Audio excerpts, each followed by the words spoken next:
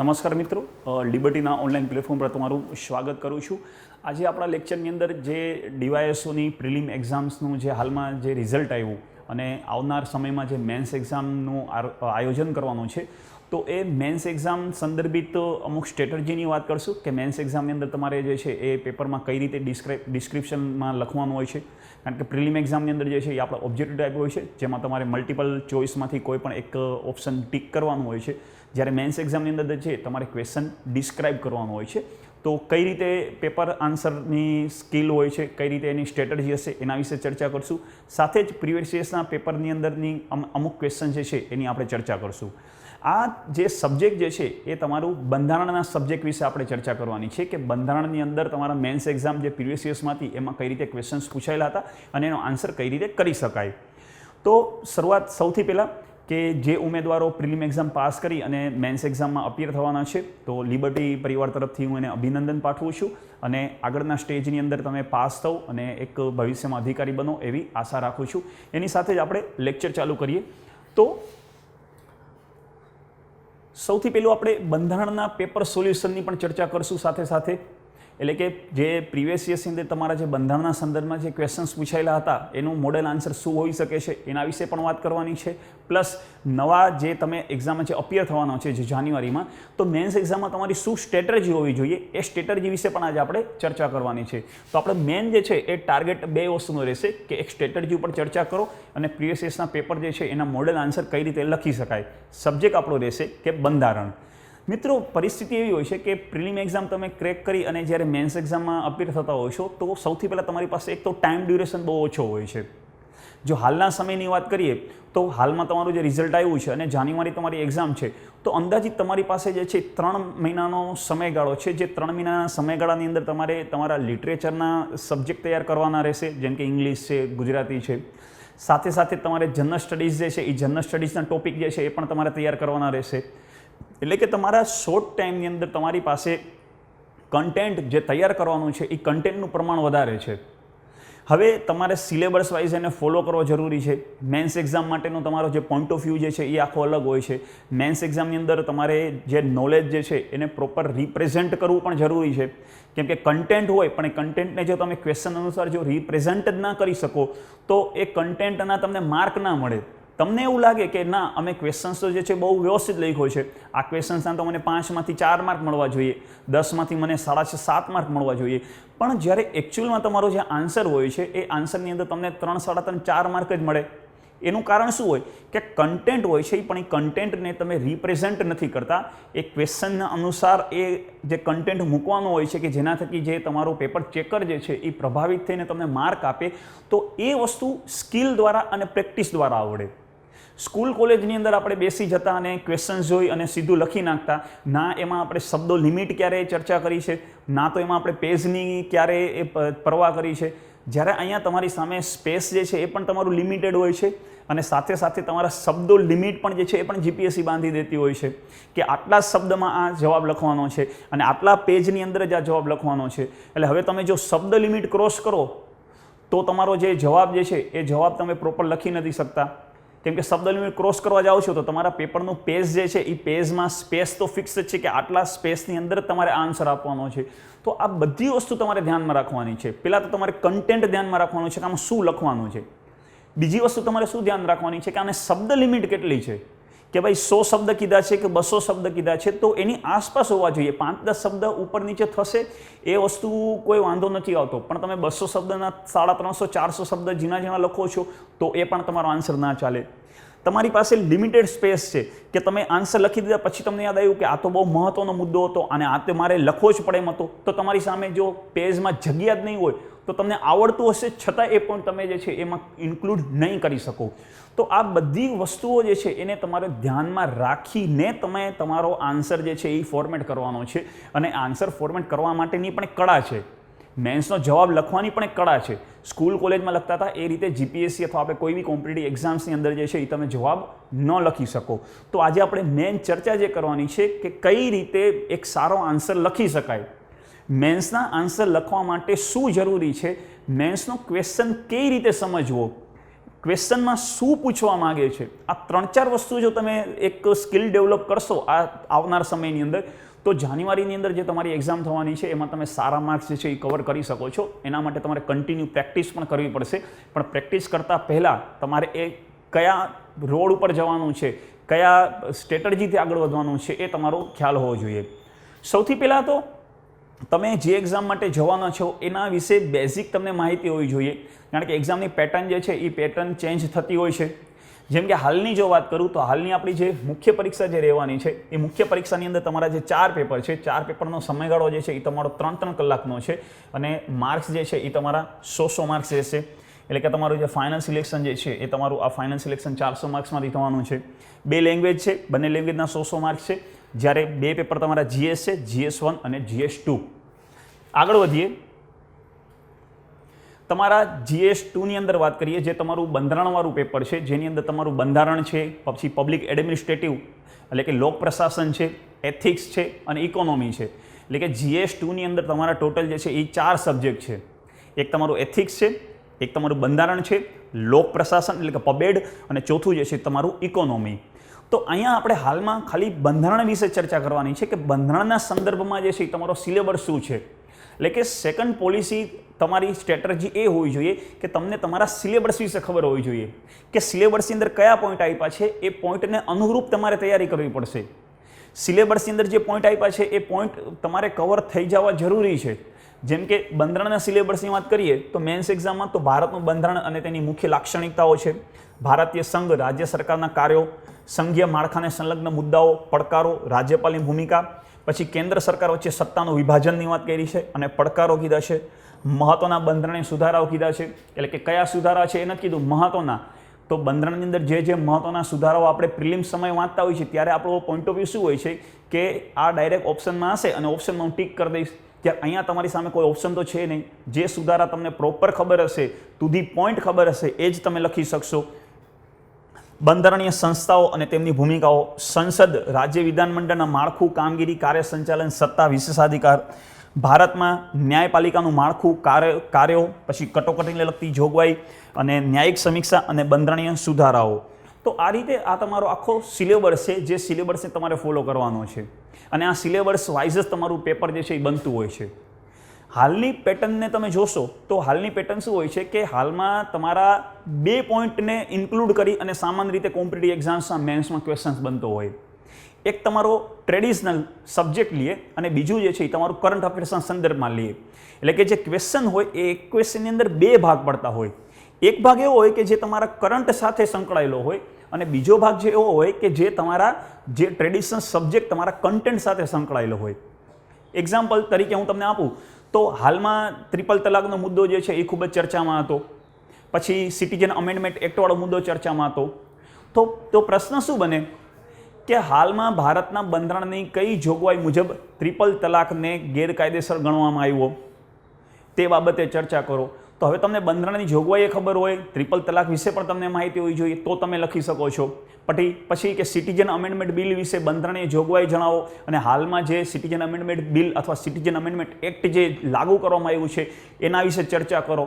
એટલે કે પહેલાં તો તમારી બંધારણની જોગવાઈ એ તમારું ટ્રેડિશનલ થઈ ગયું. તો તમને બંધારણની અંદર ખબર હોવી જોઈએ કે ભાઈ નાગરિકતાના સંદર્ભની ચર્ચા બંધારણના કયા અનુચ્છેદમાં અને કયા ભાગમાં કરી છે. તો એ પહેલાં એક ક્વેશ્ચન તમારો બને, અને પછી તમારો કઈ રીતે ક્વેશ્ચન, તો તમારા જે કરંટની વાત કરી કે હાલની અંદર જે સિટીઝન અમેન્ડમેન્ટ એક્ટની જોગવાઈ જણાવો. તો આ રીતે જે છે એ તમારા ક્વેશ્ચન બંધારણના સંદર્ભમાં તમારા કન્ટેન્ટ અને કરંટ બેઝ ક્વેશ્ચન બનતા હોય છે. એનો મતલબ કે તમારે કન્ટેન્ટ તમને ખબર હોવી જોઈએ, કન્ટેન્ટ તમારી પાસે હોવું જોઈએ, અને એ કન્ટેન્ટને કરંટ સાથે ટચ કરતા, રિલેટેડ કરતા હોવું જોઈએ, ઇન્ટરલિંક કરતા આવડવું જોઈએ. તો મેન્સ એક્ઝામની મેઇન સ્ટ્રેટર્જી એ રહે છે કે તમે બધી વસ્તુઓ જે છે એ જોતા રહ્યો. તમે જ્યારે કરંટ અફેર્સ વાંચો છો ત્યારે બંધારણના સંદર્ભમાં કોઈ ચર્ચા આવી, જેમ કે હાલમાં તમે કરંટ અફેર્સ જોતા હશો તો તમને ખ્યાલ હશે કે હાલની અંદર સરકાર દ્વારા મોન્સૂન સત્ર એટલે કે ચોમાસા સત્રની અંદર પ્રશ્નકાળને રદ કરી દીધો. તો હવે તમને એ ખબર હોય છે કે પ્રશ્નકાળ શું છે, પ્રશ્નકાળની પદ્ધતિ શું હોય, પ્રશ્નકાળની અંદર કયા પ્રકારના પ્રશ્નો પૂછવામાં આવે, એ તમારું કન્ટેન્ટ થયું.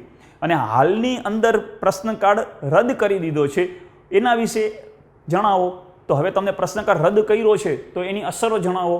એટલે તમારે બે ક્વેશ્ચન બની ગયા કે પેલા પ્રશ્ન કાર્ડ વિશે લખવાનું છે અને પછી એની અસરો વિશે લખવાનું છે.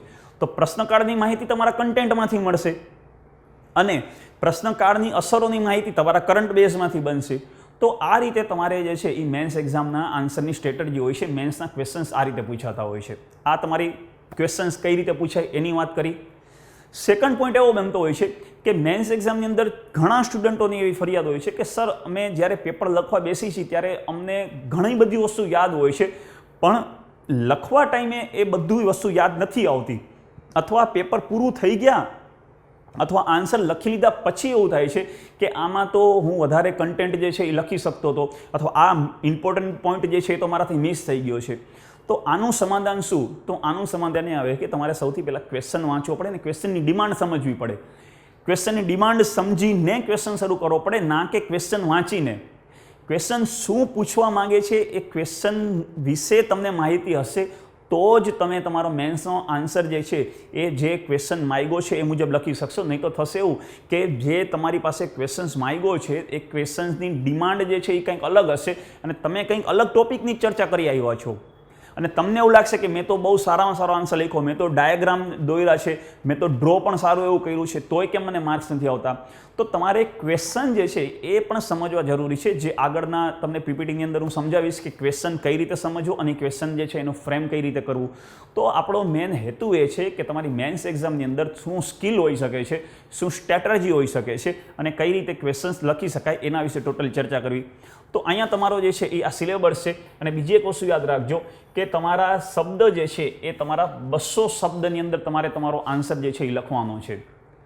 જૂની પેટર્ન જે ડીવાયએસઓની વાત કરી, જે લાસ્ટ ડીવાયએસઓ લેવાની હતી, એમાં ટોટલ 2 ટાઈપના પ્રશ્ન હતા. એક પ્રશ્ન જે છે એ તમારા 4 માર્ક્સના રહેતા અને બીજા ક્વેશ્ચન જે છે એ તમારા 6 માર્ક્સના રહેતા.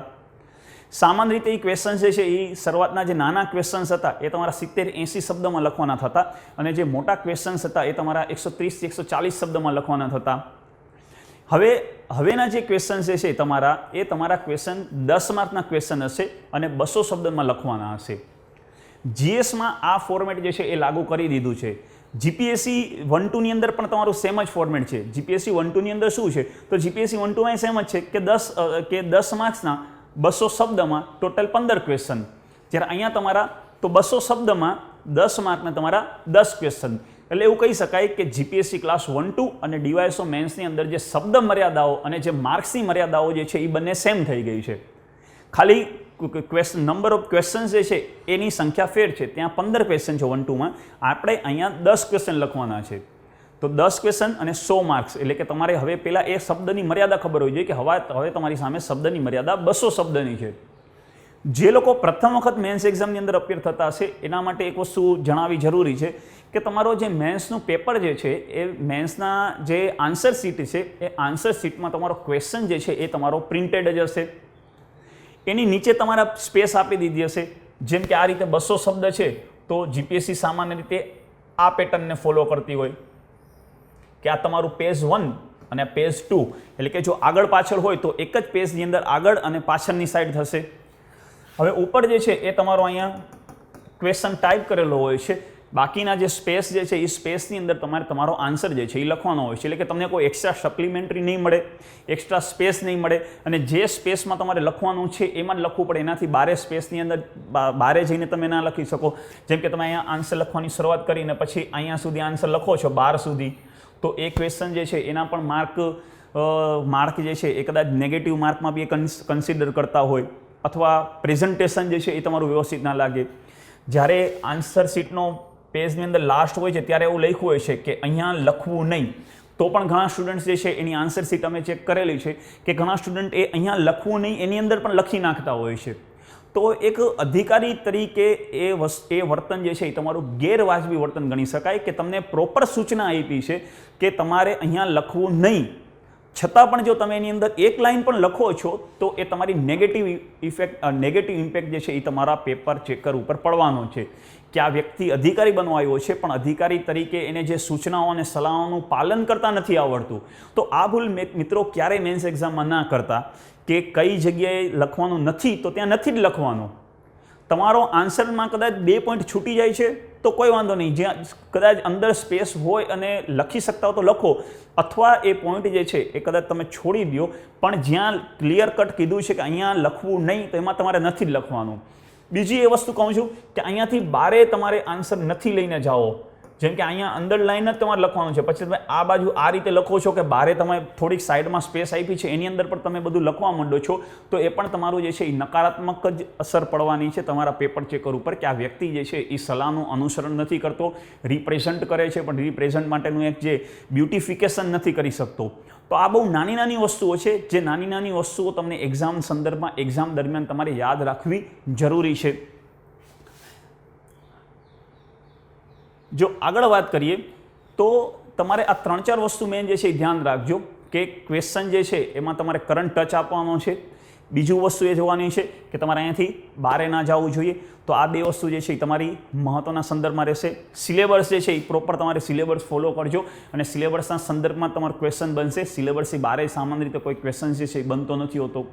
તો આ તમારી જે છે એ એક બેઝિક વાત થઈ કે મેન્સ એક્ઝામમાં શું સ્ટ્રેટર્જી હોવી જોઈએ. હવે આપણે મેન્સના ક્વેશ્ચન ઉપર આવી કે મેન્સનો ક્વેશ્ચન જે છે એને તમે કઈ રીતે ફોર્મેટ કરી શકો છો. તો મિત્રો જો કે સૌથી પહેલાં જે પ્રીવિયસ યર્સના ક્વેશ્ચનની હું વાત કરું તો પ્રીવિયસ યર્સની અંદર આ ક્વેશ્ચન પૂછાયેલો હતો કે overseas citizen of India OCI વિશે ટૂંકમાં જણાવો. આ તમારા લાસ્ટ યર ડેપ્યુટી મંડળ DYSOના પ્રીવિયસ યર્સનો ક્વેશ્ચન છે. અહીંયા તમારા કેટલા શબ્દો છે કે 60 થી 70 શબ્દ, અને આ માર્ક્સ જે છે એ તમારા રહેશે 4 માર્ક્સ. એટલે કે આ ક્વેશ્ચન તમને 4 માર્કમાં પૂછ્યો છે.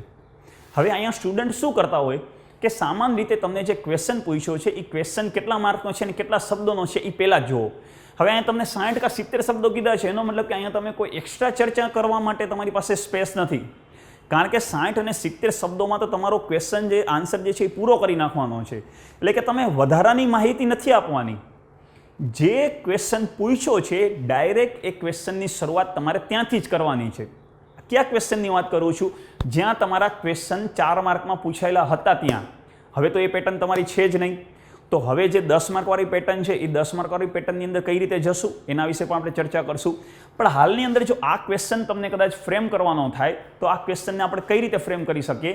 તો સૌથી પહેલી જે છે એ ક્વેશ્ચનની અંદર તમારે બંધારણની જોગવાઈ મૂકવી પડે. ડાયરેક્ટ ક્વેશ્ચન પૂછી લીધો છે તો ક્વેશ્ચનની અંદર જે છે એ વધારાની ચર્ચા કર્યા વગર તમારે પહેલાં સીધી બંધારણની જોગવાઈ વિશે વાત કરવી જોઈએ કે ભાઈ overseas citizen of India OCI વિશે ટૂંકમાં જણાવો. તો OCI શું છે તો તમને ખ્યાલ હોવો જોઈએ કે બંધારણના કયા ભાગની અંદર? તો બંધારણના ભાગ 2 ની અંદર તમને નાગરિકતા બાબતનો જે છે એ ઉલ્લેખ કરવામાં આવ્યો છે.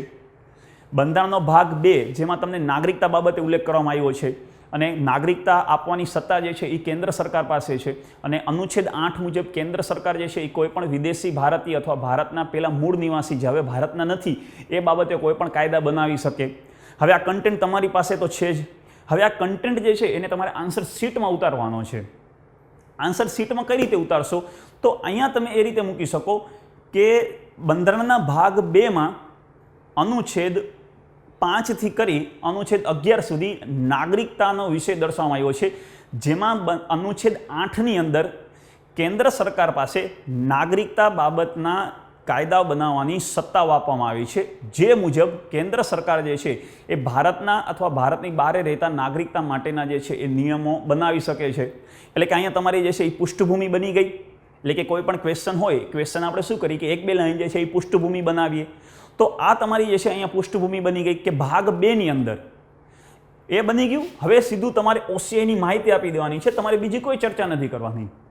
ક્વેશ્ચન સામાન્ય રીતે જે છે એ તમારા સીધા બુલેટ પોઈન્ટમાં લખવાનો છે, તમારે એસે ટાઈપ ક્વેશ્ચન નથી લખવાનો. સામાન્ય તમે કેવું હોય કે આપણે સ્કૂલ કોલેજમાં એસે ટાઈપ ક્વેશ્ચન લખી નાખતા હોય છે, તો એ એસે ટાઈપ ક્વેશ્ચન નથી લખવાનો, તમારે અહીં બુલેટ પોઈન્ટમાં ક્વેશ્ચન લખવાનો છે. હવે OCI ની માહિતીમાં તમે શું આપશો કે 26 જાન્યુઆરી 1950 પહેલા ભારતની નાગરિકતા માટેના યોગ્યતા ધરાવતા લોકો જે છે એને OCI ની યોગ્યતા આપવામાં આવે છે, OCI નો દરજ્જો આપવામાં આવે છે. આ પહેલો પોઈન્ટ થયો. સેકન્ડ પોઈન્ટ તમારે લખવાનું છે કે 15 ઓગસ્ટ 1947 પહેલા જો એ ભારતના કોઈ પણ ભાગની અંદર નિવાસ કરતા હોય તો એને પણ OCI નો દરજ્જો આપવામાં આવશે. બીજો પોઈન્ટ. ત્રીજો પોઈન્ટ તમારે અહીંયા લખવાનો છે કે OCI કાર્ડ ધારક ભારતમાં મુક્ત રીતે હરીફરી શકે છે, કારણ કે તેને ભારત માટેના આજીવન વિઝા અને નોંધણીમાંથી મુક્તિ આપવામાં આવી છે. એટલે કે આ તમારો જે છે એ તમારો ત્રીજો પોઈન્ટ બની જાય. તમને આ કન્ટેન્ટ ખબર હોય તો કન્ટેન્ટ તમારે આ રીતે 1 2 3 4 જ લખવાનું છે કે ભાઈ ઓસીઆઈ કાર્ડ ધારકો હશે, એક કાર્ડ ધારકો ભારતની અંદર મુક્ત રીતે હરીફરી શકે છે. જ્યારે ઓસીઆઈ સિવાયના કોઈ કાર્ડ ધારક ભારતની અંદર આવે છે, જેમ કે વિદેશી કાર્ડ ધારક આવશે, તો સૌથી પહેલાં તો એને ભારતમાં પ્રવેશવા માટે વિઝા લેવો પડે. બીજું કે ભારતમાં જ્યારે પ્રવેશે છે, જે વિસ્તારની અંદર પ્રવેશે છે, જે વિસ્તારની અંદર રહેવાનો છે, એ બાબતે ત્યાંના નજીકના પોલીસ સ્ટેશનની અંદર એને નોંધણી કરાવવી પડે કે ભાઈ 10 દિવસ સુધી એ આ જગ્યા ઉપર જે છે વસવાટ કરવાનો છે. જ્યારે ઓસીઆઈ કાર્ડ ધારકને આ બધા વસ્તુમાંથી છૂટ આપવામાં આવી છે. ઓસીઆઈ કાર્ડ કોઈ પણ દેશનો નાગરિક પ્રાપ્ત કરી શકે છે. બાંગ્લાદેશ અને પાકિસ્તાન સિવાયના, એટલે કે બાંગ્લાદેશ અને પાકિસ્તાન સિવાય, કેમ કે આ બંને જે છે એને આપણે જનરલી શત્રુ દેશના સંદર્ભમાં કેટેગરીમાં મૂકવામાં આવ્યા છે. એને બાદ કરતાં કોઈ પણ દેશનો જે નાગરિક હોય, જે આ બે ઉપરની યોગ્યતા ધરાવતો હોય, તેને ઓસીઆઈ કાર્ડ ધારક, ઓસીઆઈ કાર્ડ જે છે એ આપણે એને પ્રદાન કરી શકીએ છીએ. કોઈ પણ શિક્ષણ સંસ્થામાં પ્રવેશ મેળવી શકે છે. એટલે કે કોઈ પણ શિક્ષણ સંસ્થા હોય, એ કોઈ પણ શિક્ષણ સંસ્થાની અંદર જે છે એ પ્રવેશ મેળવી શકે અને શૈક્ષણિક એક્ટિવિટીમાં જોડાઈ શકે. હવે તમે જો આટલું લખો અને આટલું લખ્યા પછી જો તમે તમારા શબ્દો ગણવા જશો તો તમારા શબ્દ 60-70ની આસપાસ પહોંચી જશે. જેમ કે શબ્દ, હવે તો પેલા કે શબ્દ કેમ ગણાય? ઘણા સ્ટુડન્ટ કહેતા કે સાહેબ શું શબ્દ અમારે દરેક પેપરમાં ગણવા પડશે? તમારે કોઈ પેપરમાં શબ્દ ગણવાની જરૂર નથી. તમે જ્યારે પ્રેક્ટિસ કરો છો, જ્યારે પેપર તમે મોક પેપર લખો છો, એ મોક પેપરની અંદર તમે 1-2 વખત તમારા શબ્દો ગણી લેશો એટલે તમને એક આઈડિયા આવી જશે કે તમે કઈ રીતે શબ્દ લખો છો. શબ્દ કઈ રીતે ગણાય? અહીંયા અક્ષર નથી ગણવાનો, શબ્દ ગણવાનો છે. જેમ કે આ તમારો 1, આ 2, આ 3, 4, 5, 6, 7, 8, 9, 10, 11, 12, 13, 14, 15, 16, 17, 18, 19, 20, 21, 22, 23, 24, 25, 26, 27, 28, 29, 30, 31, 32, 33, 34, 35, 36. તો ટોટલ અહીંયા સુધીમાં તમારા 36 શબ્દ થયા. હવે આ બેની અંદર જે છે એ તમે લખશો કે 26 જાન્યુઆરી 1950 પહેલાં જે ભારતનો નાગરિકતા પ્રાપ્ત કરી શકે અથવા ભારતમાં વસવાટ કરતા હશે એને ઓસીઆઈ કાર્ડ આપવામાં આવશે. તો અહીંયા તમે જો 2 લાઈન એડ કરો તો અહીંયા સુધી આપણા 36 કે 37 શબ્દો થઈ ગયા. હવે અહીંયા તમે 2 લાઈન એડ કરશો તો તમે તમારા જોશો તો તમારા 60 શબ્દની આસપાસ જે છે એ તમારા શબ્દ બની જશે. તો તમે જે શબ્દ સીમાની અંદર જે છે એ આન્સર પૂરો પણ કરો છો, પ્લસ તમારી પાસે જે કન્ટેન્ટમાં આવ્યું છે એ તમે કન્ટેન્ટ આપો છો. અને ત્રીજી વસ્તુ કે તમે તમારા ટાઈમ લિમિટની અંદર એક ક્વેશ્ચન પૂરો કરો છો, કારણ કે તમારે ટાઈમ પણ તમારે જે છે એ સામે જોવાનો છે. જેમ કે તમારી સામે 3 કલાક છે, હવે 3 કલાકની અંદર તમારે જે 10 ક્વેશ્ચન લખવાના હોય, હવે એક ક્વેશ્ચનમાં તમારે કેટલો ટાઈમ આપો એ તમારે કેલ્ક્યુલેટ કરીને જ ચાલવું પડે. પછી એવું બને કે એક ક્વેશ્ચનને અડધો કલાક આપી દીધો તો બે ક્વેશ્ચન 1 કલાકમાં પસશે, તો થશે એવું કે તમે 6 કે 7 ક્વેશ્ચન જ થશે, બાકીનું પેપર તમારું અધૂરું રહી જશે. તો એ ટાઈમ લિમિટમાં પૂરો કરવો છે, શબ્દોની સીમાએ જાળવવી છે અને કન્ટેન્ટે મૂકવવું છે. અને ત્રીજી વસ્તુ કે જે ક્વેશ્ચન પૂછ્યો છે એ સંદર્ભે જ તમારે આન્સર આપવાનો છે. આ જે અગાઉના વર્ષની અંદર જે વિદ્યાર્થીઓ મિત્ર જે પાસ થયા છે, એ વિદ્યાર્થી મિત્રો પાસ થયા છે એના પેપર તમે ક્યારેક જોઈ લેજો, એનાલિસિસ કરજો. તો જે લોકો પાસ થયા છે એના પેપરની અંદર એક વસ્તુ સૌથી મહત્ત્વની જોવા મળી છે કે કોઈ આડીઅવળી ચર્ચા નથી કરી. જે ક્વેશ્ચનની ડિમાન્ડ છે એ ક્વેશ્ચનનો આન્સર સીધો લખી નાખ્યો છે. કારણ કે એક્ઝામમાં જે તમારો જે પેપર ચેકર હશે એ પેપર ચેકર જે છે એને અંદાજિત 2000 થી 2500 પેપર ચેક કરવાના છે. એની પાસે એટલો સમય ના હોય કે તમે જે ડિટેલ લખો છો એ બધી ડિટેલે વાંચવા બેસે. એને તો 2 જ વસ્તુ જોવે છે કે જે ક્વેશ્ચન પૂછ્યો છે એ ક્વેશ્ચનને અનુરૂપ આન્સર છે કે નહીં. હવે તમે જો આટલી ખાલી ડિટેલ એને આપી દો તો અહીંયા તમારો જે છે એ ક્વેશ્ચન તમારો પ્રોપર થઈ ગયો. અહીંયા તમે ભાગ 2 અને એના વિશે ચર્ચા કરી દીધી, અહીંયા તમે આ 5 પોઈન્ટ લખી દીધા, એટલે તમારો આન્સર પતી જાય. તમારો 70 થી 80 શબ્દથી ઉપર તમારો આન્સર જાય જ નહીં. બીજું જે પૂછ્યું છે એ લખી નાખ્યું છે, એટલે કે તે પેપર ચેકર જે છે તમારો આન્સર જે ચેક કરવાળો છે એ ફટાફટ તમારો આન્સર જોઈ લેશે અને અંદાજિત જે છે એના જે યોગ્યતા મુજબ જે છે તમારા માર્ક્સ મળી જશે. તો આ મેન્સ માટેની સ્ટ્રેટેજી હોઈ શકે છે. તો આ રીતે ક્વેશ્ચન જે છે પ્રીવિયસ યર્સનો પૂછાણો હતો, જેની અંદર તમારે આટલું કન્ટેન્ટ મૂકવાનું હતું. ઓવર કન્ટેન્ટ મૂકવાની કોઈ જરૂર નથી. આ એક વસ્તુ જે મોસ્ટ ઓફલી મેન્સ એક્ઝામની અંદર સ્ટુડન્ટ મિસ્ટેક કરી આવે છે એ આ કરી આવે છે. એક ક્વેશ્ચન, એના પછી આપણે ફરીથી હજી એક ક્વેશ્ચન લઈએ. જે ક્વેશ્ચન છે તમારો 10 માર્કમાં લેવો છે, મોટો ક્વેશ્ચન, અને 10 માર્કમાં લેવો છે. અને આ વખતે તમારા ક્વેશ્ચન્સ બધા 10 માર્કની અંદર જ છે. એ સમય 130 માર્ક, 130-140 શબ્દમાં હતો, પણ હવે તમારા જે છે એ કેટલા શબ્દોમાં છે? તો હવે જે તમારા ક્વેશ્ચન જે છે એનો આન્સર તમારે 200 શબ્દની અંદર આપવાનો છે. તો હવે આ 200 શબ્દમાં આન્સર જે છે એ આનો ફ્રેમ કઈ રીતે કરી શકાય? તમે એમ જ સમજો કે તમારી આ વખતેની ડીવાયએસઓની અંદર જ આ ક્વેશ્ચન આપ્યો છે. હવે આને તમારે ફ્રેમ કરવો છે. તો ક્વેશ્ચન શું છે કે પ્રાઇવેટ મેમ્બર બિલ એટલે શું? સંસદમાં પસાર કરવામાં આવેલ આવા ખરડા વિશે જણાવો અને તેની લોકશાહીમાં અગત્યતા વર્ણવો. એટલે કે અહીંયા ટોટલ તમારી સામે જે છે એ કેટલા ક્વેશ્ચન જે છે એ જોવો. ક્વેશ્ચન્સ તમારી સામે એક જ છે, પણ એક ક્વેશ્ચનની અંદર જે છે એ પેટા ક્વેશ્ચન કેટલા પડે છે એ આપણે અહીંયા તમારે જોવાનું છે. તો મિત્રો આ ક્વેશ્ચનની અંદરના જે પેટા ક્વેશ્ચન્સ તમારે આપણે સમજવા પડશે. તો સૌથી પહેલું તમારે શું બને કે પ્રાઇવેટ મેમ્બર બિલ એટલે શું? એટલે કે સૌથી પહેલાં તમારે પ્રાઇવેટ મેમ્બર બિલ શું છે એના વિશે ચર્ચા કરવાની છે. આ પહેલો પ્રશ્ન બન્યો. બીજું છે કે સંસદમાં પસાર કરવામાં આવેલા ખરડા વિશે જણાવો. એટલે કે અહીંયા તમારો જે છે એ ક્વેશ્ચન્સ નંબર તમારો 2, આ તમારો 1, આ 2. અને ત્રીજું શું છે કે લોકશાહીમાં અગત્યતા વર્ણવો. એટલે કે એનું લોકશાહીની અંદર શું મહત્વ છે એ વર્ણવો. એટલે કે ટોટલ તમારા એક જ ક્વેશ્ચનની અંદર જે છે એ આ 3 ક્વેશ્ચન પૂછાયેલા છે અને આ 3 ક્વેશ્ચનને એની ફોર્મેટ મુજબ જ જવાનું છે. હવે તમે એક ક્વેશ્ચનનો આન્સર એ રીતે આપવાનો છે કે ઉપર જે રીતે ક્વેશ્ચનનો ક્રમ મૂક્યો છે પૂછવાનો, એ ક્રમ પણ આપણે જળવાઈ રહેવો જોઈએ. અને પહેલાં તમને ચર્ચા કરી કે અહીંયા તમારે કોઈ ખોટી ચર્ચા નથી કરવાની. તમારા લિમિટેડ સ્પેસની અંદર, લિમિટેડ શબ્દોની અંદર આ પૂરો કરવાનો છે. સૌથી પહેલાં તમે જો મોટા ક્વેશ્ચન હોય, જે તમારા 10 માર્કના ક્વેશ્ચન, એની શરૂઆત જે છે એ સામાન્ય રીતે પ્રસ્તાવનાથી થાય, એ પૃષ્ઠભૂમિ થાય, જેમાં તમારે 2 કે 3 લાઈન જે છે એ પ્રશ્નના સંદર્ભમાં લખવાની હોય. જેમ કે તો સૌથી પહેલાં જે છે એ આપણે બિલના પ્રકારની વાત કરવી પડે. તો બિલના પ્રકારમાં તમે સૌથી પહેલાં શું લખશો કે બંધારણમાં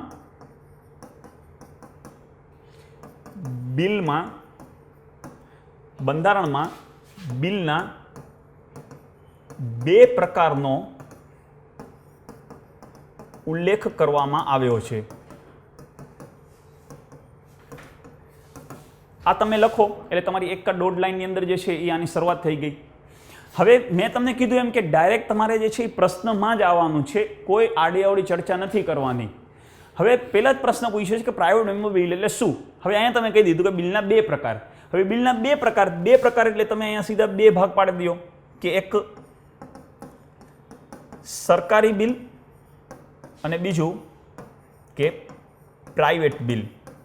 એટલે કે તમે તમારો જે આન્સર જે છે એ આન્સરને આ રીતે જે છે ડિસ્ક્રાઇબ કરી દીધો કે 2 પ્રકાર છે અને 2 પ્રકારને પાછા દેખાડી દીધા કે કયા 2 પ્રકાર. તો એક બિલ છે સરકારી અને બીજું બિલ છે પ્રાઇવેટ બિલ. પ્રાઇવેટ બિલને આપણે ગેરસરકારી બિલ પણ કહી શકીએ. પ્રાઇવેટ બિલને ગેરસરકારી બિલ પણ કહી શકાય. ક્વેશ્ચન હતો કે બિલના પ્રકારની અંદર કે પ્રાઇવેટ મેમ્બર બિલ એટલે શું? એટલે હવે તમારે સીધો આનો ચર્ચા કરવાની છે કે પ્રાઇવેટ મેમ્બર બિલ એટલે, હવે આને પ્રાઇવેટ મેમ્બર બિલની વ્યાખ્યા લખી નાખવાની છે. પ્રાઇવેટ મેમ્બર બિલની વ્યાખ્યા લખવાની છે, જે વ્યાખ્યા બંધારણની અંદર કરવામાં આવી છે. પ્રાઇવેટ મેમ્બર બિલની વ્યાખ્યા શું થાય કે સંસદ ગૃહની અંદર જો કોઈ પણ બિલ મંત્રી સિવાય કોઈ સંસદ સદસ્ય દ્વારા રજૂ કરવામાં આવે તો એ બિલ જે છે એને કહેવાય પ્રાઇવેટ બિલ અથવા પ્રાઇવેટ મેમ્બર બિલ, અથવા બીજો એના માટે શબ્દ વપરાય છે ગેરસરકારી બિલ. તો મિત્રો આ ગેરસરકારી બિલ અને પ્રાઇવેટ બિલ જે છે એ બંનેનો મતલબ એક જ થશે. એટલે અહીંયા તમે એની વ્યાખ્યા કરી દીધી. વ્યાખ્યાની અંદર આપણે શું લખ્યું કે બંધારણમાં જે વ્યાખ્યાનો ઉલ્લેખ કર્યો છે કે જ્યારે સંસદ ગૃહની અંદર કોઈ પણ મંત્રી સિવાયનો સંસદ સદસ્ય જો બિલ રજૂ કરે તો એને પ્રાઇવેટ બિલ અથવા ગેરસરકારી બિલ કહેવામાં આવે છે.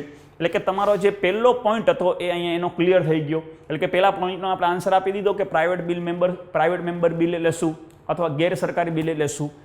હવે તમારે જે બિલની વ્યાખ્યા કરી, અહીંયા તમારે બિલની વ્યાખ્યા કરી દીધી. એટલે કે તમારા અહીંયા 2 પોઈન્ટ ક્લિયર થઈ ગયા કે ભાઈ આ પ્રાઇવેટ મેમ્બર બિલ કહેવાય. અથવા જો તમારી પાસે સ્પેસ હોય અને તમારે લખવું હોય તો સરકારી બિલ વિશે પણ તમે માહિતી આપી શકો. અને સરકારી બિલ એટલે કઈ બિલ ગણાય કે જો કોઈ પણ બિલ સંસદની અંદર મંત્રી દ્વારા રજૂ કરવામાં આવશે તો એ બિલ જે છે એને કહેવામાં આવશે સરકારી બિલ. એટલે કે તમે જે 2 પ્રકારના બિલ છે એ 2 પ્રકારના બિલની ચર્ચા કરી દીધી, જેમાં તમારા પ્રાઇવેટ બિલવાળો આન્સર આવી ગયો. હવે તમને ક્વેશ્ચન શું પૂછ્યો છે કે સંસદમાં પસાર કરવામાં આવેલા આવા ખરડા વિશે જણાવો. એટલે કે તમારે હવે અહીંયા એક્ઝામ્પલ મૂકવાના છે.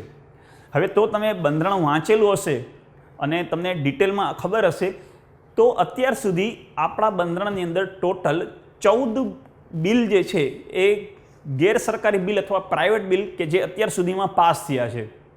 એટલે કે આપણા 1950થી કરી અને 2020 સુધીની અંદર તમારા 14 જ બિલ એવા છે કે જે ગેરસરકારી બિલ હતા અને જે પ્રાઇવેટ બિલ હતા જેને સંસદે મંજૂરી આપી છે. સામાન્ય રીતે જે પ્રાઇવેટ બિલ જે છે એ પ્રાઇવેટ બિલ સામાન્ય રીતે મંજૂરી ના મળતી હોય. જો એક ડેટા એનાલિસિસ હું તમને આપું તો ડેટા એનાલિસિસ મુજબ તમને ખ્યાલ હશે કે કુલ દર 5 વર્ષમાં, એટલે કે જે સંસદનો કાર્યકાળ હોય છે લોકસભાનો 5 વર્ષનો, એની અંદર અંદાજિત જે છે એ 300 થી 350 એવરેજ પ્રાઇવેટ મેમ્બર બિલ રજૂ થાય છે, જેમાંથી ભાગ્યે જ 10-11 બિલ ઉપર ચર્ચા થતી હોય છે. એટલે કે પ્રાઇવેટ મેમ્બર બિલ જે છે એટલા પાસ ના થતા હોય. આ એક તમને ઇન્ફોર્મેશન માટે મેં તમને એક પોઈન્ટ આપ્યો. હવે તમારે અહીંયા ઉદાહરણ મૂકવાના છે તો ઉદાહરણની અંદર તમે હેડિંગ લખી શકો કે અત્યાર સુધી ભારતમાં કુલ 14 જ પ્રાઇવેટ મેમ્બર બિલને મંજૂરી આપવામાં આવી છે. જ્યારે દર 5 વર્ષે કે જ્યારે સંસદના કાર્યકાળ દરમિયાન 5 વર્ષમાં 300 થી 350 પ્રાઇવેટ મેમ્બર બિલ ગૃહમાં રજૂ કરવામાં આવતા હોય છે. એટલે તમે અહીંયા જે છે પ્રોપર આંકડો આપી દીધો કે 14 જ બિલ, ને આ પ્રોપર આંકડો તમને બંધારણમાંથી લીધો. એટલે કે તમે જે લખો છો એનો સ્ત્રોત શું છે તો એનો સ્ત્રોત જ બંધારણ છે. તમે લિટરલી ઉલ્લેખ કરો એમાં. એટલે તમારો એના પછીના પોઈન્ટમાં તમે લખશો, અહીંયા હેડિંગ બનાવશો, મેઇન પોઈન્ટ બનશે અત્યાર સુધી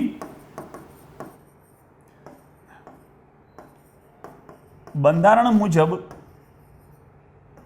કુલ 14 પ્રાઇવેટ મેમ્બર બિલ મંજૂર થયા છે, જ્યારે એક સંસદીય કાર્યકાળમાં, એક સંસદીય કાર્યકાળ એટલે કે 5 વર્ષમાં અંદાજિત 300 થી વધારે બિલ રજૂ કરવામાં આવતા હોય છે. એટલે કે અહીંયા તમે 2 ડેટા મૂકી દીધા, એક તો 14નો ડેટા મૂકી દીધો અને બીજો તમે કહી દીધું કે 300 થી વધારે બિલ રજૂ કરવામાં આવતા હોય છે. તો આ તમારું જે છે એ મેઇન પોઈન્ટ બની ગયો. હવે તમારે એના ઉદાહરણ મૂકવાના છે, કારણ કે તમારો ઉપરનો પોઈન્ટ જે છે એને ઇન્ટરલિંક કરવો પડશે. તમારે જ્યારે 200 શબ્દમાં તમારે આન્સર લખવાનો હોય છે ત્યારે આન્સરની સ્ટ્રેટર્જી જે છે એ તમારા 60-70 શબ્દવાળી સ્ટ્રેટર્જી ના ચાલે. આપણે ઓસીઆઈની અંદર શું કર્યું કે ઓસીઆઈમાં જ્યારે 2 લાઇનમાં પૃષ્ઠભૂમિ લખી અને પછી સીધું ઓસીઆઈની અંદર જે 5 જે ધારાઓ હતી એ લખી નાખી, એટલે તમારું ઓસીઆઈ પતી ગયું. જ્યારે હવે તમારા જે છે એ 200 શબ્દમાં આન્સર લખવાનો છે અને આ 200 શબ્દમાં આન્સરની અંદર ઉપરનો પોઈન્ટ જે છે એ નીચેના પોઈન્ટથી ઇન્ટરલિંક થવો જોઈએ. જેમ કે તમે જો કોઈ મૂવી જોવા જતા હો તો મૂવીની અંદર કેમ હોય કે આગળનો સીન હોય એ પાછળના સીન સાથે ઇન્ટરલિંક થતો હોય તો જ તમને એ મૂવી જોવાની મજા આવે ને તમને સમજાશે. તો આન્સર રાઇટિંગમાં એ જ વસ્તુ છે કે ઉપરનો પોઈન્ટ જે છે એ નીચેના પોઈન્ટથી ઇન્ટરલિંક થતો હોય તો જ એક્ઝામિનર જે છે, જે તમારો પેપર ચેકર જે છે એને તમારા પેપર ચેક કરવાની અંદર જે છે ઇન્ટરેસ્ટ આવશે અને એ ક્વેશ્ચન સમજી શકશે. એટલે તમે પૃષ્ઠભૂમિ લખો છો, પછી પ્રાઇવેટ બિલ, સરકારી બિલ લખો છો, પછી એ બિલની વ્યાખ્યા આપો છો, વ્યાખ્યા આપ્યા પછી તમે એ બિલના ઉદાહરણ વિશે લખો છો. હવે ડાયરેક્ટ જો તમે ઉદાહરણ લખો, જેમ કે આ પોઈન્ટ કાઢી નાખો, પ્રાઇવેટ બિલ એટલે એની વ્યાખ્યા લખીને પછી સીધા તમે ઉદાહરણમાં આવી ગયા, તો તમારો જે પેપર ચેક કરવાળો વ્યક્તિ જે છે એ પેપર ચેકર સમજી નહીં શકે કે તમે શું કહેવા માગો છો. તો એને આગળના પોઈન્ટથી નવા પોઈન્ટ તરફ જવા વચ્ચેની એક લિંક, એક કડી જોડવી પડશે. તો આ બે લાઈન એક કડીનું કામ કરે છે. તમારી પાસે શબ્દ તો 200 છે, સ્પેસ છે, તો આ એ બે લાઈન જે છે એ ઉપરના પોઈન્ટથી નીચેના પોઈન્ટ બાજુ વળવા માટે એક કડીનું કામ કરશે. એટલે કે જ્યારે પેપર ચેકર આ વાંચે તો એને ખબર પડી જાય કે ઓકે, હવે તમે એના ઉદાહરણ મૂકવાના છો.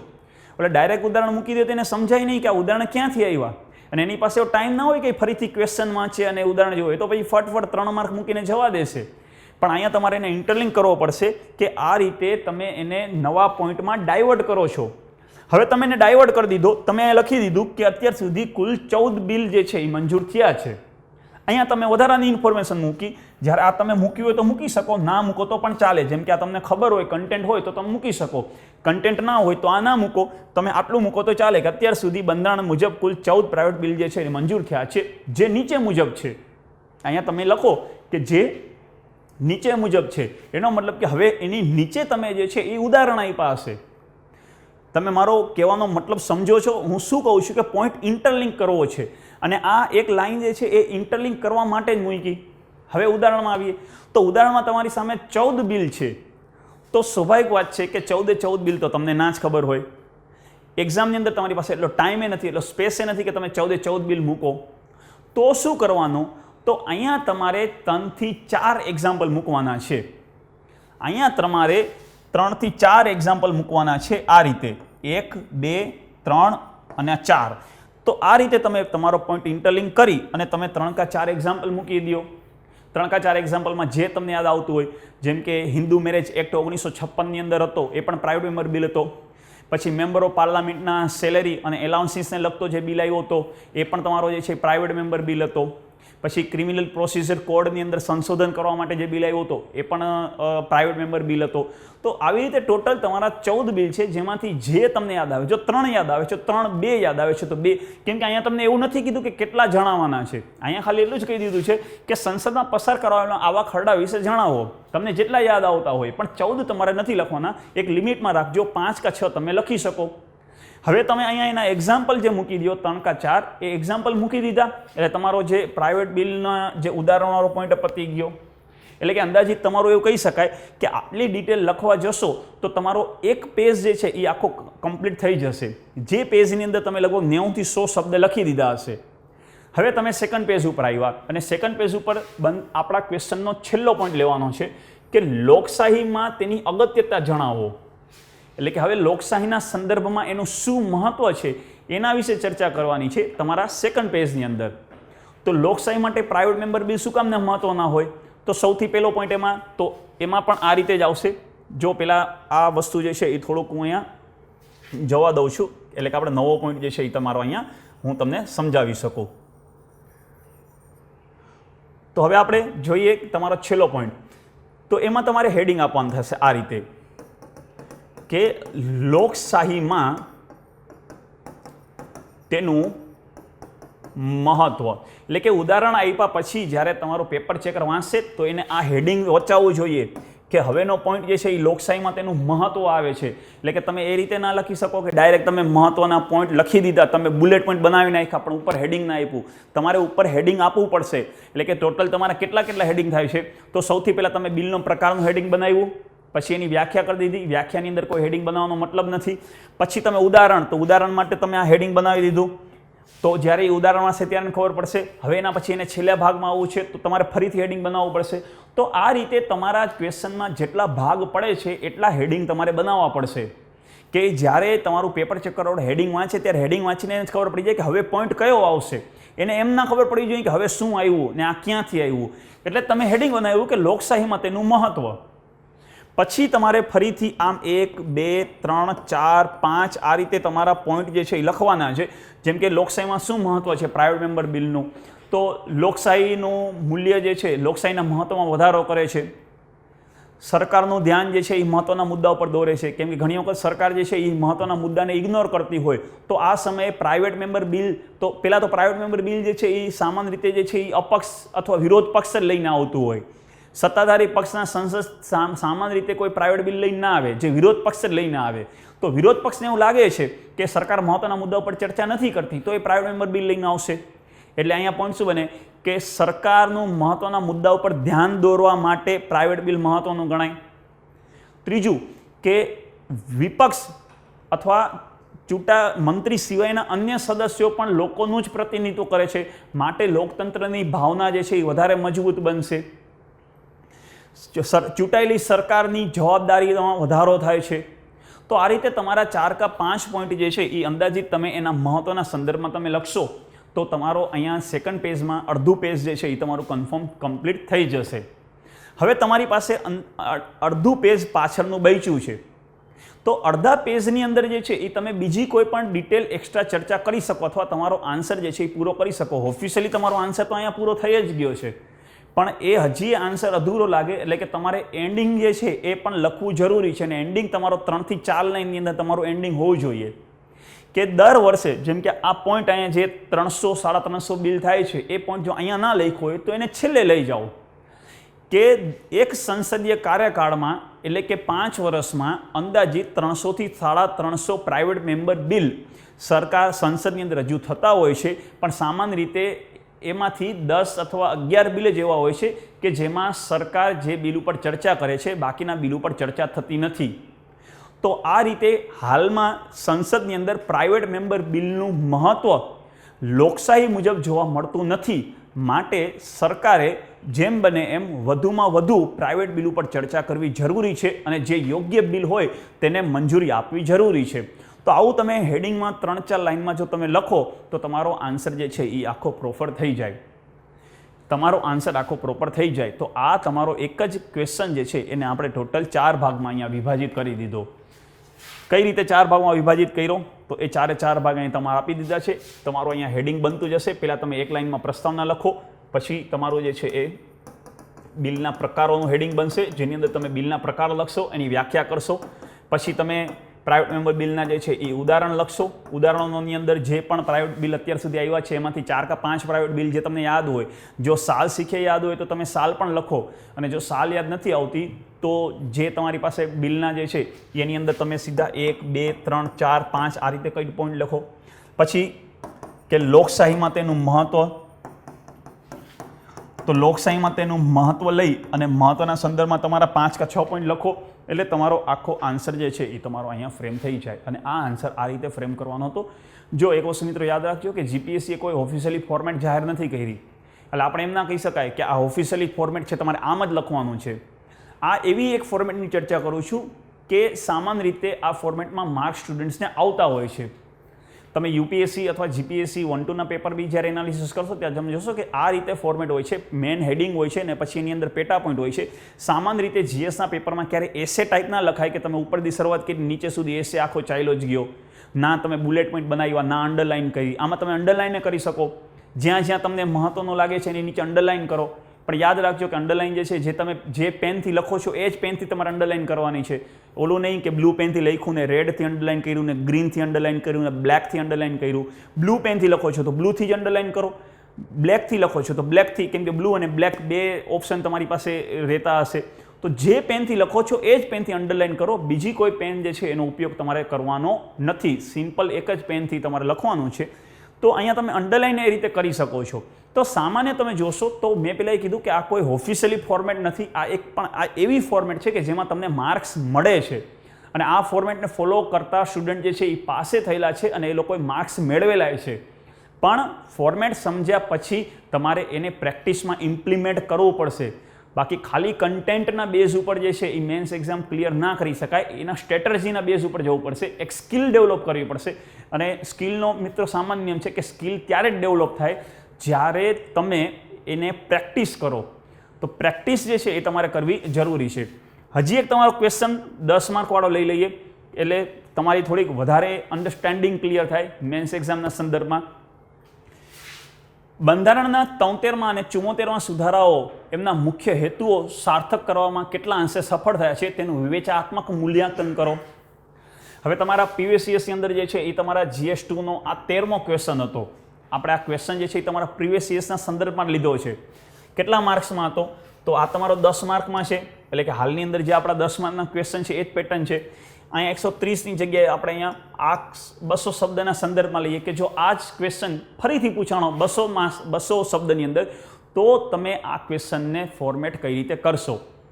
સૌથી પહેલી સ્કિલ શું હતી આપણી સ્ટ્રેટર્જી કે ક્વેશ્ચનને તોડી નાખો. ક્વેશ્ચન જોઈને ગભરાઓ નહીં, પહેલાં એને તોડો.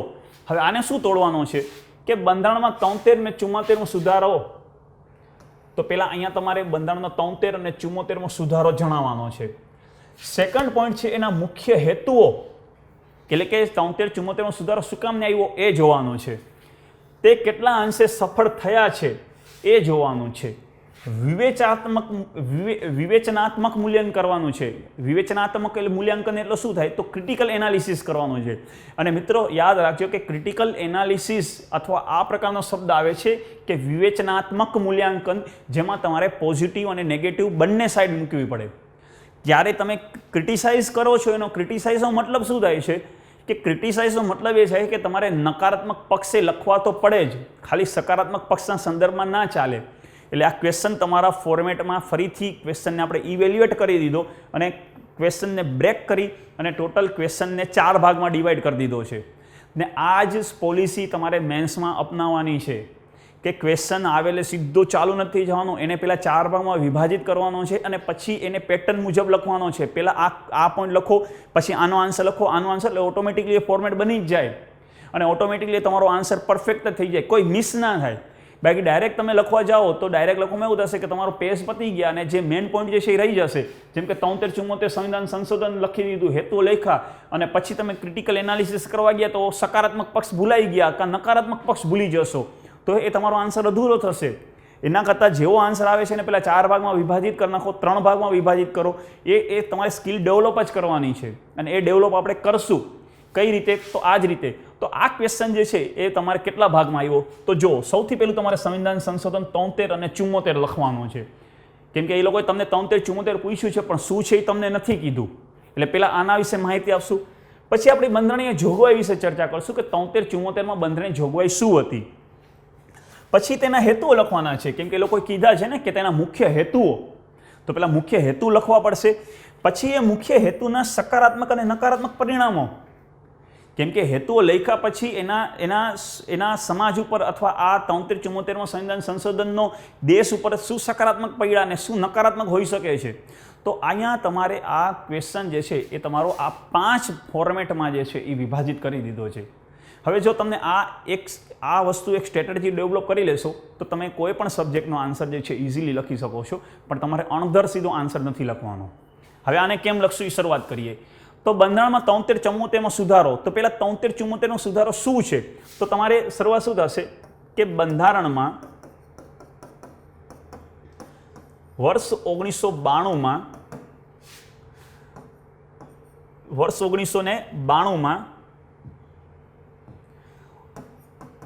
73માં સુધારા મુજબ પંચાયતી રાજ અને 74માં સુધારા મુજબ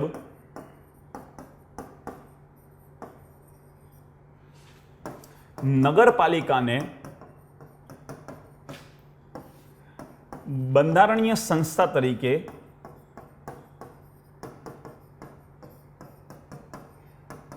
માન્યતા આપવામાં આવી. બરાબર. તો હવે આ તમારી એક પ્રસ્તાવના બની ગઈ, આ તમારી પૃષ્ઠભૂમિ બની ગઈ અને એની અંદર તમે જે છે એ શું વિષય છે એ વિષયની જાણકારી પણ આપી દીધી. એટલે કે જે તમારું પેપર ચેક કરવાવાળો જે છે એ સમજી જશે કે તમારે આ ક્વેશ્ચન વિશે તમારી પાસે માહિતી છે અને સાથે સાથે તમે 73 અને 74નો વિષય કહી દીધો. હવે અંડરલાઇનની વાત કરું છું તો તમારે અંડરલાઇન કેમ થાય? તો 1992 નીચે તમે અંડરલાઇન કરશો, પછી કે 73માં સુધારા મુજબ પંચાયતી રાજ અને 74માં સુધારા મુજબ નગરપાલિકા, તો અને બંધારણીય સંસ્થા. તો અહીંયા તમારા એક જ આ 2 કે 3 લાઇનની અંદર તમારી 2 થી 3 અંડરલાઇન થઈ ગઈ. તો આ રીતે તમારે અંડરલાઇન કરી નાખવાની છે. એટલે કે જે પેપર ચેક કરવાળો જે છે એનું સીધું ધ્યાન જશે કે ભાઈ ઓકે 73ની અંદર પંચાયતી રાજ, 74માં નગરપાલિકા અને બંધારણીય સંસ્થા. તો બસ એને એ સમજી ગયો કે તમે શું કહેવા માંગો છો. તો આ તમારો આન્સર જે છે એ અહીંયા શરૂ થઈ ગયો. તમે સીધા આન્સરમાં જ આવ્યા છો, તમે ખોટી ચર્ચા કરી જ નથી, તમે ખોટી ગોળ ગોળ ફેરવવાની વાત જ નથી આવી, સીધા તમે આન્સર ઉપર જ આવ્યા છો. હવે બંધારણીય જોગવાઈની વાત કરી છે કે 73 74 કહી દીધું. હવે તમે એની અંદર લખી શકો, આ તમારો જે છે એ તમારી પ્રસ્તાવના ટાઈપ બની ગયું, એટલે તમારી 2 કે 3 લાઇનની અંદર બની ગયું. હવે આની અંદર તમે વધારો કરી શકો કે અનુસૂચિ 11 અને અનુસૂચિ 12 તથા બંધારણમાં ભાગ 9 તથા ભાગ 9A જોડવામાં આવ્યો, જેની અંદર પંચાયત અને નગરપાલિકાનો ઉલ્લેખ કરવામાં આવ્યો. તો આ તમારું જે છે એ બંધારણીય જોગવાઈ બની ગઈ કે બંધારણની અંદર 73 અને 74માં સંવિધાન સંશોધન શું હતો, એની જોગવાઈ ક્યાં કરવામાં આવી છે. એટલે તમારા 4 કે 5 લાઇનની અંદર જે છે એ તમારું આખું કહી શકાય કે પૃષ્ઠભૂમિ બની ગઈ છે, એક પ્રસ્તાવના બની ગઈ છે. એટલે કે હવે જે પેપર ચેકરને ખબર હશે કે હવે તમે જે ઉલ્લેખ કર્યો છે એ 73 74ના સંદર્ભમાં જ ઉલ્લેખ કર્યો છે, બાકી બંધારણીય જોગવાઈ તમે અહીંયા આખી ક્લિયર એને કરી દીધી. હવે તમે આગળ આવો કે એમના મુખ્ય હેતુઓ જણાવો. ભલે આમાં એમ લખ્યું છે કે હેતુઓ સાર્થક કરવામાં કેટલા અંશે, પણ હેતુઓ ખબર હશે તો તમને ખબર પડશે ને કે હેતુઓ સફળ થયા છે કે સફળ નથી થયા. તો હેતુઓ સાર્થક કરવા પહેલાં તમારે એમાં હેતુઓ, તો હવે આ હેતુઓનો પોઈન્ટ કેમ બને, તો અહીંયા તમારે ફરીથી એક મેન હેડિંગ આપવું પડે કે મુખ્ય હેતુઓ.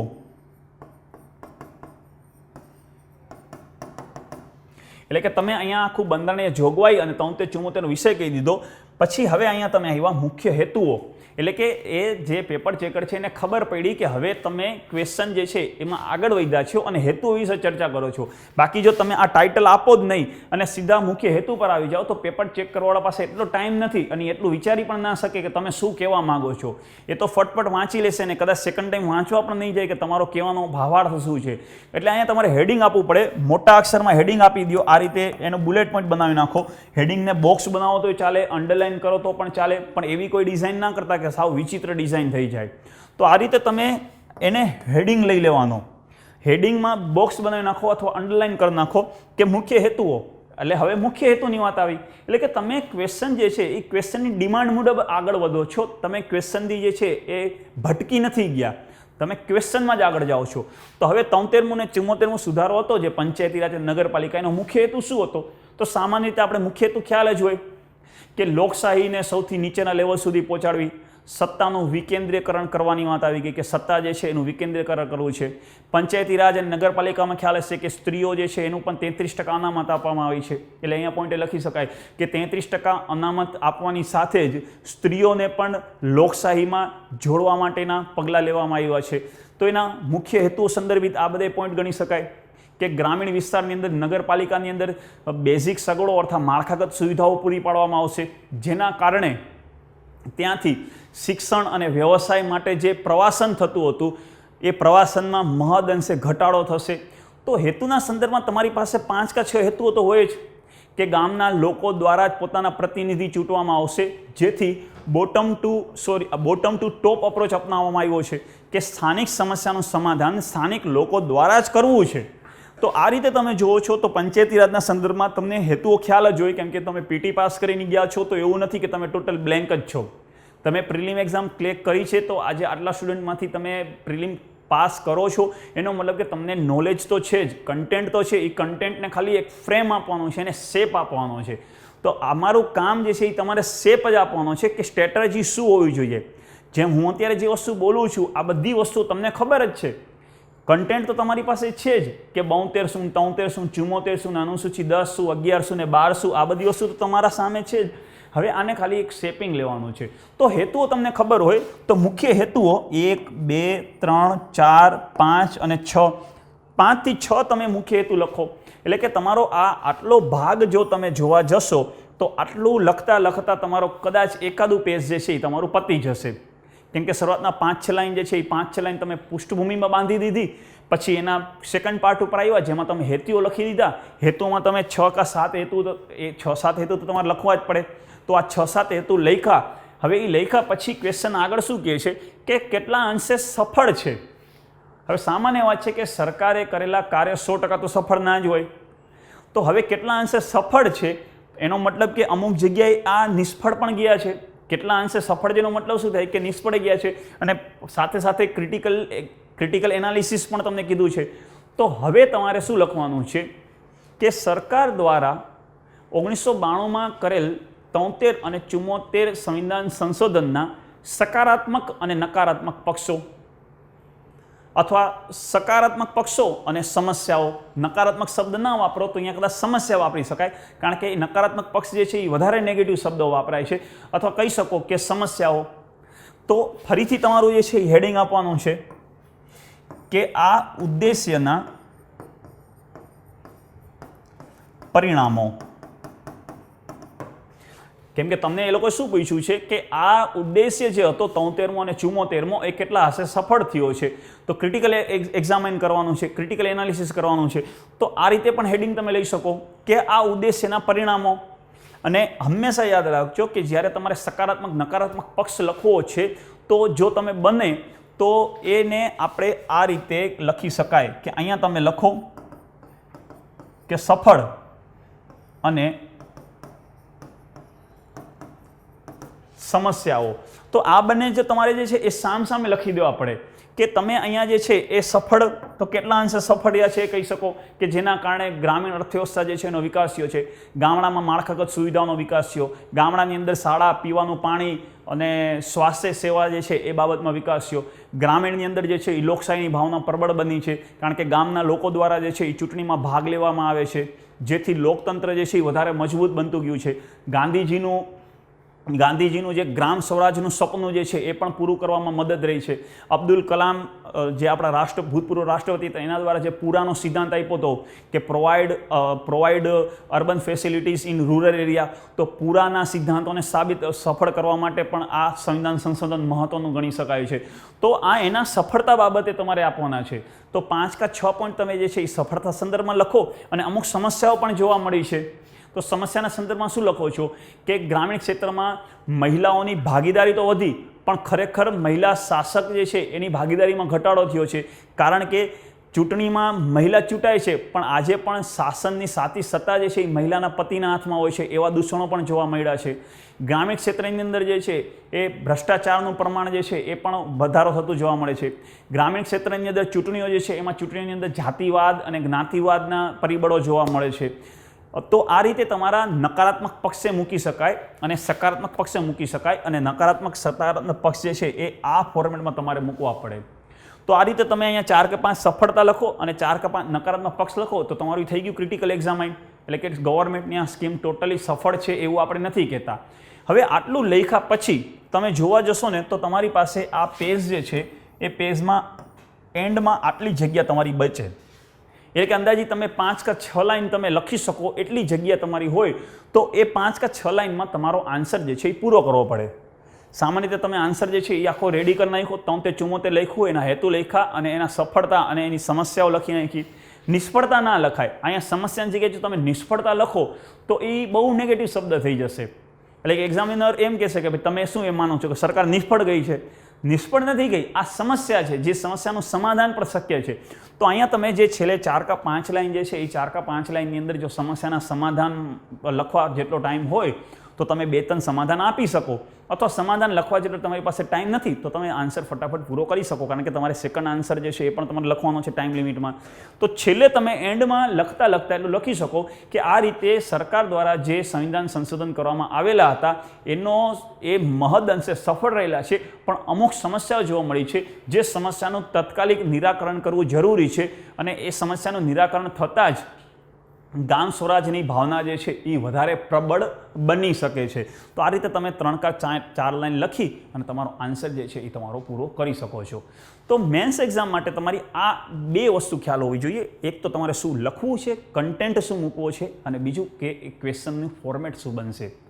જેમ કે અહીંયા વિવેચનાત્મક કીધું છે, એટલે ક્રિટિકલ એનાલિસિસ કીધું છે, તો તમે સકારાત્મક અને નકારાત્મક પક્ષ લખ્યા.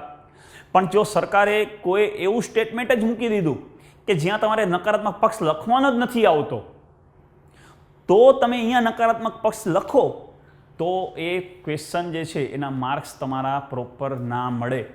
તો ક્વેશ્ચન તમારે સમજવા પડે, કેમ કે આ વિવેચનાત્મક જેવા ઘણા બધા શબ્દો જે છે એ તમારા આવતા હોય છે. તુલનાત્મક કરો એ પ્રકારનું પણ હોય, અથવા કોઈ સીધું સ્ટેટમેન્ટ આપી દીધું હોય કે જે સ્ટેટમેન્ટ જે છે એ સાચું જ હોય. જેમ કે એવું સ્ટેટમેન્ટ આપ્યું છે કે સ્વચ્છ ભારત અભિયાન મુજબ ભારતની અંદર સ્વચ્છતા ક્ષેત્રે લોકોમાં જાગૃતતા આવી? 10 માર્કની અંદર જણાવો. હવે આની અંદર તમે જાગૃતતા આવી એ કહી જ દીધું છે, ક્વેશ્ચન માર્ક નથી. એણે એ સ્ટેટમેન્ટ તમને ક્લિયર કહી દીધું છે અને સ્ટેટમેન્ટ સાચું જ છે. સરકારે કહી દીધું કે જાગૃતતા આવી તો આવી જ છે.